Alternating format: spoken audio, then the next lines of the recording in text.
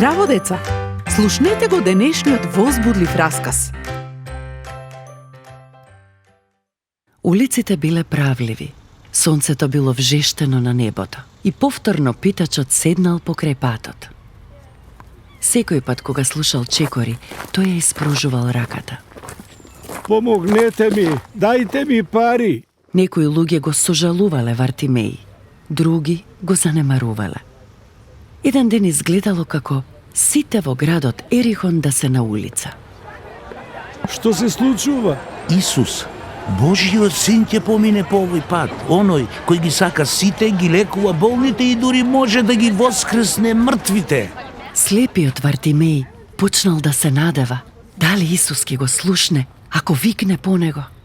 Со сето срце почнал да вика кон оној кого не можел да го види. Исусе, нема ли да ми помогнеш? Смилувај ми се. Некои од луѓето кои го слушнале се вознемириле и го искарале слепиот човек. Замолчи и бегај, инаку... Дали е забрането да се повикува Исус? Не. Вартимеј не ги слушал луѓето. Наместо тоа тој викал уште погласно. Исусе, нема ли да ми помогнеш? Исус ги слуша сите. Тој ги слуша и твоите молитви. Во Библијата пишува дека Исус застанал и заповедал: Доведете го слепиот човек кај мене. И тогаш Вартимеј застанал пред Божиот син. Тој не го гледал, но се чувствувал сигурен и безбеден во неговото присуство. Тој го слушнал пријателскиот глас на Исус. Вартимеј, што сакаш од мене? Што сакаш да ти направам? Вартимеј не требало долго да размислува за тоа.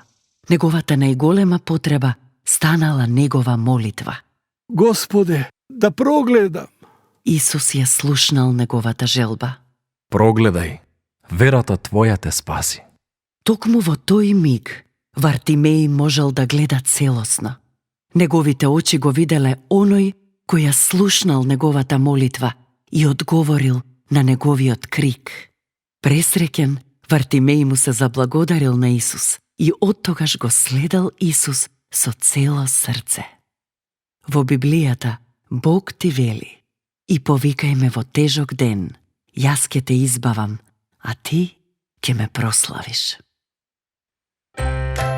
До следното слушање. Ако сакаш да не контактираш или ако имаш прашање, пиши ни на radio7kids@gmail.com. Чао!